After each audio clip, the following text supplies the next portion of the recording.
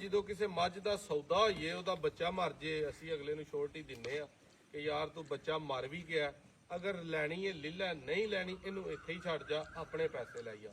ਲੇਕਿਨ ਅਸੂਲਨ ਵਪਾਰ ਦੇ ਵਿੱਚ ਜਦੋਂ ਕਿਸੇ ਮੱਝ ਦਾ ਸੌਦਾ ਹੋਈਏ, ਚਾਹੇ ਝੋਟੀ ਹੋਏ ਚਾਹੇ ਸੂਈ ਹੋਏ, ਗੱਭਣ ਦਾ ਹੋਈਏ, ਬੱਚਾ ਮਰਿਆ ਸੱਟੇ, ਮੱਝ ਨੂੰ ਅੱਲਾ ਨਾ ਕਰੇ ਕੁਝ ਹੋਈਏ, ਤੁਹਾਨੂੰ ਵਾਧਾ ਘਾਟਾ ਹੋਈਏ, ਜਦੋਂ ਇੱਕ ਵਾਰੀ ਤੁਸੀਂ ਪਾਸ ਕਰ ਲੈਣੀ ਹੈ ਜਾਂ ਤੁਸੀਂ ਬਿਆਨਾ ਕਰ ਲੈਣਾ ਤੇ ਫੇਰ ਉਹ ਚੀਜ਼ ਜਿਹੜੀ ਹੈ ਤੁਹਾਡੀ ਹੋ ਜਾਂਦੀ ਹੈ। ਇਹ ਝੋਟੀ ਹੈ, ਬੱਚਾ ਇਹਦਾ ਗਿਆ ਮਾਰ ਤੇ ਝੋਟੀ ਸਾਨੂੰ ਪਸੰਦ ਸੀ, ਅਸਾਂ ਇਹਨੂੰ ਰੱਖ ਲਿਆ। ਕਿੰਨਵਾਂ ਦਿਨ ਇਹਨੂੰ ਹੁਣ ਸੂਈ ਨੂੰ? 8ਵਾਂ ਦਿਨ।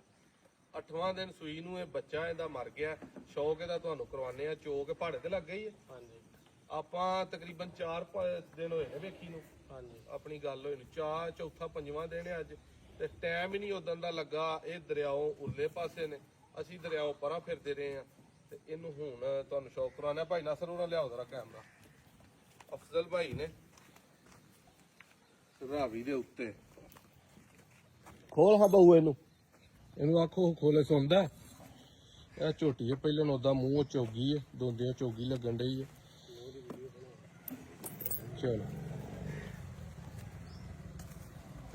ਇਹ ਝੋਟੀ ਹੈ।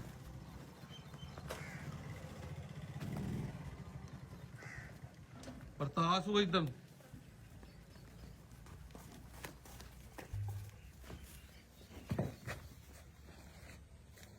ਝੋਟੀ ਉਹਦਾ ਪੂਰੇ ਸ਼ੌਕ ਵਾਲੀ ਖਾਣਾ ਨੂੰ ਸਿੱਧੇ ਲੋ ਖੱਬਾ ਚੀਰ ਅੱਖਾਂ ਬਿਲੀਆਂ ਹੈ।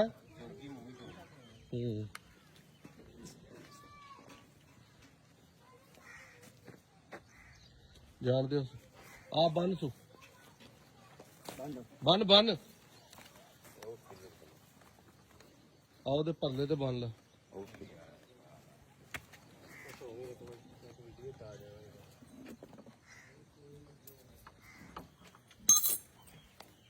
बच गई है, लगी पास होन।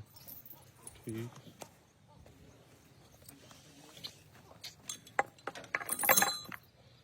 काम जो सौखा पै गया।